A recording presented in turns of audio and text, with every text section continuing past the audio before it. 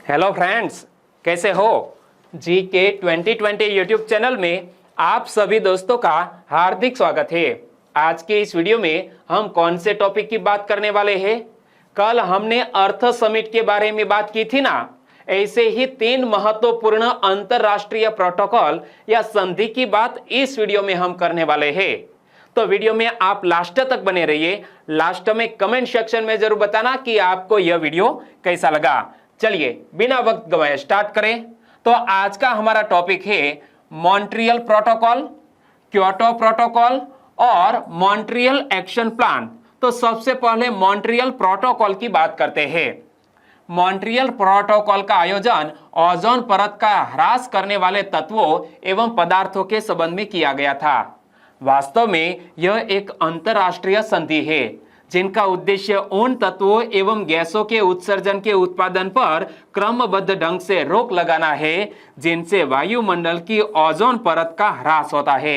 Image आप देख सकते हैं, यहाँ जो ब्लू कलर है यहाँ पर ओजोन परत का ह्रास हुआ है, और यदि ओजोन परत में इसी तरह का ह्रास हुए तो क्या होगा दोस्तों? सूर्य से निकलने वाली हानिकारक विकिरणें जिसका नाम है पराबैंगनी विकिरणें, यह पृथ्वी पर पहुंचेगी और हमें चमड़ी के कैंसर भी हो सकते हैं। क्या? त्वचा के कैंसर हो सकते हैं। तो याद रखना, मॉन्ट्रियल प्रोटोकॉल का आयोजन ओजोन परत का ह्रास करने वाले तत्वों एवं पदार्थों के संबंध में किया गया था, और वास्तव में यह एक अंतरराष्ट्रीय संधि है जिनका उद्देश्य क्या है? उन तत्वों एवं गैसों के उत्सर्जन के उत्पादन पर क्रमबद्ध ढंग से रोक लगाना है जिनसे वायुमंडल की ओजोन परत का ह्रास होता है। आंसर बताइए, ओजोन परत का ह्रास से संबंधित कौन सा प्रोटोकॉल है? ओजोन परत के ह्रास से संबंधित कौन सी ट्रीटी या प्रोटोकॉल है? तो सही आंसर है ऑप्शन बी, मॉन्ट्रियल प्रोटोकॉल का संबंध ओजोन परत के ह्रास से है। सही आंसर है ऑप्शन बी।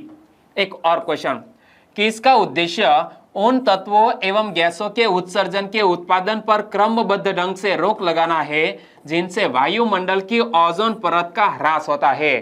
तो ओजोन परत के ह्रास से संबंधित है मॉन्ट्रियल प्रोटोकॉल। तो ऐसा क्वेश्चन भी एग्जामिनेशन में आ सकता है। और इस संधि पर 16 सितंबर 1987 से हस्ताक्षर करने आरंभ हुए। यह मॉन्ट्रियल प्रोटोकॉल पर सिग्नेचर करने आरंभ कब हुए? 16 सितंबर 1987 से, और 1 जनवरी 1989 से यह संधि लागू की गई। याद रखना, मॉन्ट्रियल प्रोटोकॉल पर सिग्नेचर स्टार्ट हुए 16 सितंबर 1987 को, लेकिन यह संधि लागू कब हुई? 1 जनवरी 1989 को, और इसकी पहली बैठक मई 1989 को फिनलैंड की राजधानी हेलसिंकी में हुई थी। मॉन्ट्रियल प्रोटोकॉल की पहली बैठक कहां आयोजित की गई थी? ऐसा क्वेश्चन एग्जामिनेशन में आए तो याद रखना, फिनलैंड की कैपिटल का नाम है हेलसिंकी। वहां पर मई 1989 में पहली बैठक आयोजित हुई। उसके पश्चात इस संधि में 7 बार संशोधन किया जा चुका है। क्या? मॉन्ट्रियल प्रोटोकॉल में 7 बार संशोधन किया जा चुका है। पहले तो इस क्वेश्चन का आंसर बताइए, बाद में संशोधन की बात करते हैं। मॉन्ट्रियल प्रोटोकॉल के संदर्भ में निम्नलिखित कथनों पर विचार करें, और कौन सा कथन सही है वो आपको पता लगाना है। चलो पढ़ो। यह संधि 16 सितंबर 1987 से लागू की गई। दोस्तों, यह कथन सही है या गलत? मॉन्ट्रियल प्रोटोकॉल पर सिग्नेचर स्टार्ट हुए 16 सितंबर 1987, लेकिन लागू कब हुई? 1989 में। इसीलिए यह कथन गलत हो गया। इसकी पहली बैठक फिनलैंड की राजधानी हेलसिंकी में हुई थी। यह कथन बिल्कुल सही है। और हमें पूछा गया है कौन सा कथन सही है? केवल 2 नंबर का कथन सही, आंसर बन जाता है ऑप्शन बी। लेकिन याद रखना कि यह संधि कब से लागू की गई? तो तारीख है 1 जनवरी 1989 से यह संधि लागू की गई। संशोधन की बैठक 1990 में लंदन। दोस्तों, यह मॉन्ट्रियल प्रोटोकॉल में कितनी बार संशोधन हुआ है? 7 बार। तो संशोधन की बैठक 1990 में लंदन में, 1991 में नैरोबी, 1992 में कोपेनहेगन 1993 में बैंकॉक, 1995 में वियना, 1997 में मॉन्ट्रियल तथा 1999 में बीजिंग में की गई थी। यानी कि मॉन्ट्रियल प्रोटोकॉल में जो भी महत्वपूर्ण सुधार किए गए, तो 7 बार दोस्तों संशोधन हुआ है। 1, 2, 3, 4, 5, 6, 7। तो एक बार फिर से रिपीट कर लेते हैं कि संशोधन की बैठक 1990 में लंदन में, 1991 में नैरोबी में, 1992 में कोपेनहेगन में, 1993 में बैंकॉक, 1995 में वियना, 1997 में मॉन्ट्रियल तथा 1999 में बीजिंग में की गई थी। और आशा की जाती है कि अन्य बातें समान रहने पर वर्ष 2050 तक ओजोन परत अपनी सामान्य अवस्था यानी कि स्थिति में आ जाएगी। ओजोन परत में जो ह्रास हुआ है, तो ऐसी आशा व्यक्त की गई है कि 2050 तक यह अपनी जो मूल स्थिति है वो प्राप्त कर लेगी। ओजोन परत यानी कि ओजोन लेयर कब तक? साल 2050 तक। और यह मॉन्ट्रियल प्रोटोकॉल में ऐसी आशा व्यक्त की गई है। आंसर बताइए, निम्न में से किस संधि में 7 बार संशोधन किया जा चुका है? तो हम किसकी बात कर रहे हैं? मॉन्ट्रियल प्रोटोकॉल के। तो यह मॉन्ट्रियल प्रोटोकॉल में 7 बार संशोधन किया जा चुका है। सही आंसर बनता है ऑप्शन बी। एक और क्वेश्चन, मॉन्ट्रियल प्रोटोकॉल के अनुसार कब तक ओजोन परत अपनी सामान्य अवस्था यानी कि स्थिति में आ जाएगी? तो यह एक आशा व्यक्त की गई है मॉन्ट्रियल प्रोटोकॉल के अंतर्गत कि साल 2050 तक ओजोन की लेयर है वो अपनी सामान्य स्थिति में आ जाएगी। सही आंसर बनता है ऑप्शन सी। और इस संधि पर 196 राष्ट्रों ने हस्ताक्षर किए थे। ओजोन लेयर पर मॉन्ट्रियल प्रोटोकॉल पर कितने राष्ट्रों ने सिग्नेचर किए थे? 196।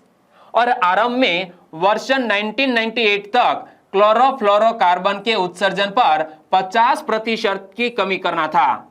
दोस्तों, यह मॉन्ट्रियल प्रोटोकॉल के तहत सबसे पहले किस बात पर जोर दिया गया कि 1998 तक क्लोरोफ्लोरोकार्बन, जिसे हम CFCs कहते हैं, तो CFCs के उत्सर्जन पर 50% की कमी करना था। इस पर पुनः विचार किया गया ताकि हानिकारक गैसों के उत्सर्जन पर तीव्र गति से रोक लगाई जा सके। आंसर बताइए, मॉन्ट्रियल प्रोटोकॉल पर कितने राष्ट्रों ने हस्ताक्षर किए थे? मॉन्ट्रियल प्रोटोकॉल पर 196 कंट्री ने सिग्नेचर किए थे। सही आंसर बनता है ऑप्शन सी। आगे दोस्तों हम क्योटो प्रोटोकॉल की बात करते हैं। क्या? Kyoto protocol adopted. जलवायु परिवर्तन संबंधी यह क्योटो प्रोटोकॉल, इंग्लिश में कहे तो Kyoto protocol on climate change, संयुक्त राष्ट्र संघ यानी कि यूनाइटेड नेशंस ऑर्गेनाइजेशन के 1992 के सम्मेलन के अनुसार जलवायु परिवर्तन के संबंध में 1997 में जापान के क्योटो नगर में यह संधि की गई थी। याद रखना, यह क्योटो नगर किस देश का एक नगर है? जापान का। और यहां पर एक शब्द बताया गया है 1992 के सम्मेलन यानी कि 1992 में। कौन सा सम्मेलन आयोजित हुआ था? पृथ्वी शिखर सम्मेलन।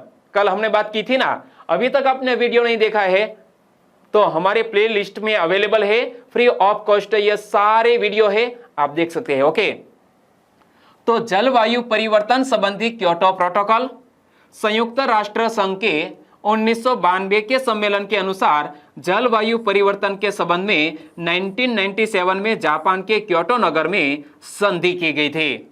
क्योटो प्रोटोकॉल एक स्वैच्छिक संधि यानी कि वॉलेंटरी ट्रीटी है, यानी कि यह कंपलसरी नहीं है। जो भी देश यह क्योटो प्रोटोकॉल से जुड़ना चाहे वो जुड़ सकते हैं।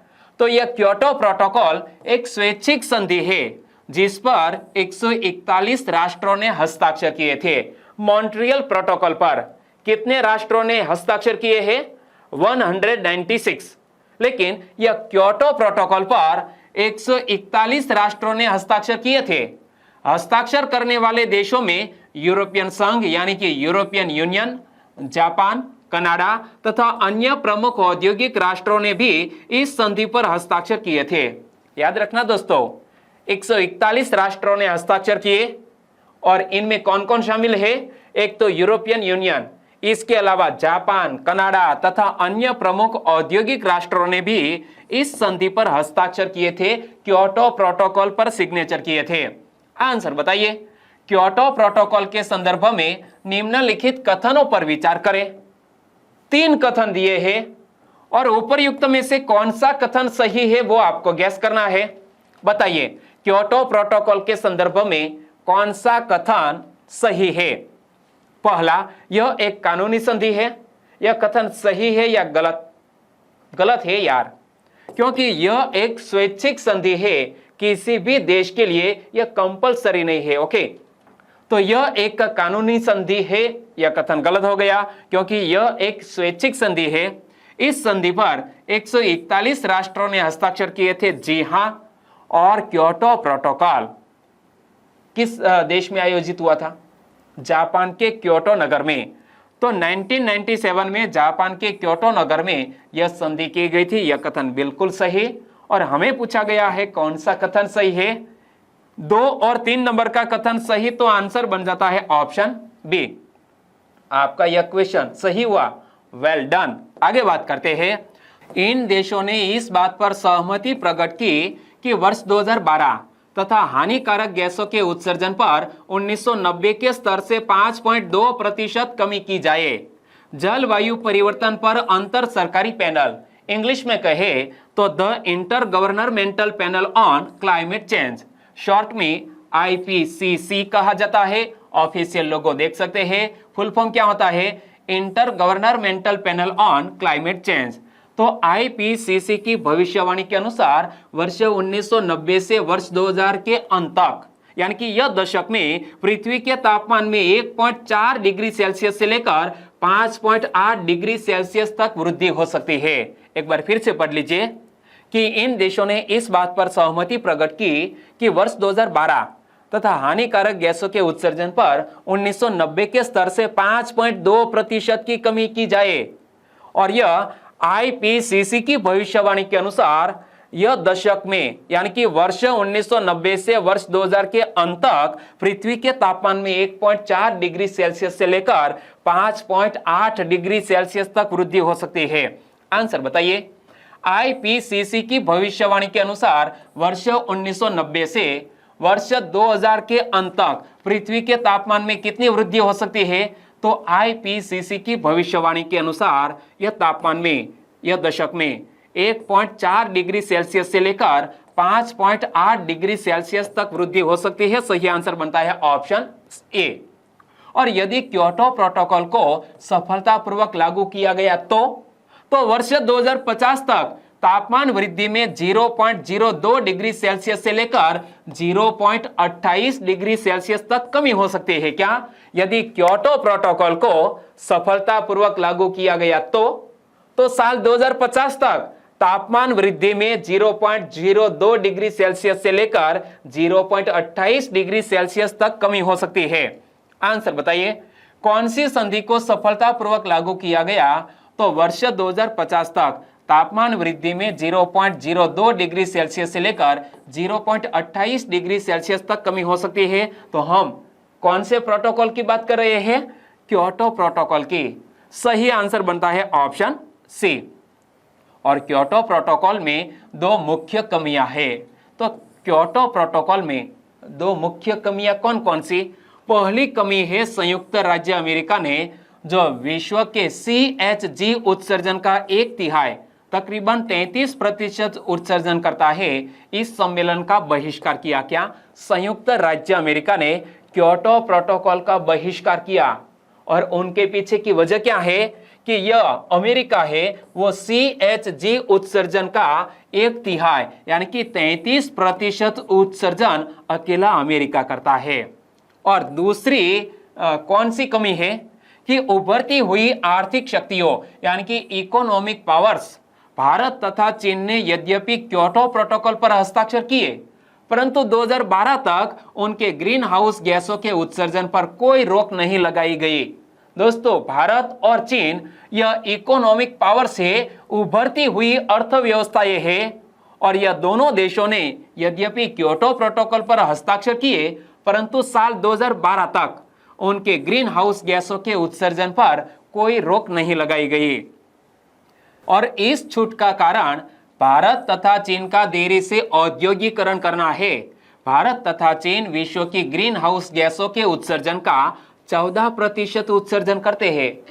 अकेला अमेरिका 33% और भारत और चीन दोनों मिलकर 14% उत्सर्जन करते हैं। रूस इन गैसों का 17% उत्सर्जन करता है परंतु उसने इस संधि पर हस्ताक्षर किए हैं। जी हाँ दोस्तों, रूस इन गैसों का 17% उत्सर्जन करता है परंतु रूस ने इस संधि पर हस्ताक्षर किए हैं। क्योटो प्रोटोकॉल पर रूस देश ने हस्ताक्षर किए हैं, अमेरिका ने नहीं। और इस प्रकार रूस का इस प्रोटोकॉल पर हस्ताक्षर करना एक महत्वपूर्ण उपलब्धि माना जाता है। आंसर बताइए, क्योटो प्रोटोकॉल के संदर्भ में निम्नलिखित कथनों पर विचार करें और कौन सा कथन सही है वो आपको पता लगाना है। पढ़ो। भारत तथा चीन ने क्योटो प्रोटोकॉल पर हस्ताक्षर नहीं किए हैं, तो यह कथन सही हुआ या गलत हुआ ना। रूस का इस प्रोटोकॉल पर हस्ताक्षर करना एक महत्वपूर्ण उपलब्धि माना जाता है, यह कथन सही है। और हमें पूछा गया है कौन सा कथन सही है, केवल 2 नंबर का, तो आंसर बन जाता है ऑप्शन बी, वेल डन। आगे मॉन्ट्रियल कार्य योजना यानी कि मॉन्ट्रियल एक्शन प्लान की बात करें तो मॉन्ट्रियल प्रोटोकॉल की 11वीं बैठक का आयोजन 28 नवंबर से 9 दिसंबर 2005 में कनाडा के मॉन्ट्रियल में हुआ और यह कार्य योजना सम्मेलन जलवायु परिवर्तन का सबसे बड़ा अंतर्राष्ट्रीय सम्मेलन था। क्या यह कार्य योजना सम्मेलन जलवायु परिवर्तन का सबसे बड़ा अंतर्राष्ट्रीय सम्मेलन था? कब आयोजित हुआ? 9 दिसंबर 2005 में। कहां आयोजित हुआ? कनाडा के मॉन्ट्रियल में। और यह मॉन्ट्रियल प्रोटोकॉल की 11वीं बैठक का आयोजन, याद रखना, 28 नवंबर से 9 दिसंबर 2005 में कनाडा के मॉन्ट्रियल में हुआ और यह कार्य योजना सम्मेलन जलवायु परिवर्तन का सबसे बड़ा अंतर्राष्ट्रीय सम्मेलन था। और वास्तव में मॉन्ट्रियल कार्य योजना क्योटो प्रोटोकॉल की ही संपूरक है। क्या यह मॉन्ट्रियल प्रोटोकॉल की कार्य योजना है वो क्योटो प्रोटोकॉल की ही एक संपूरक है और इस सम्मेलन में भी ग्रीन हाउस गैस के उत्सर्जन पर कटौती लगाने पर परिचर्चा की गई थी। आंसर बताइए, मॉन्ट्रियल किस देश का एक नगर है? मॉन्ट्रियल किस देश का एक नगर है? कनाडा का एक नगर है। सही आंसर बनता है ऑप्शन डी। एक और क्वेश्चन, मॉन्ट्रियल कार्य योजना निम्न में से किस संधि की संपूरक है?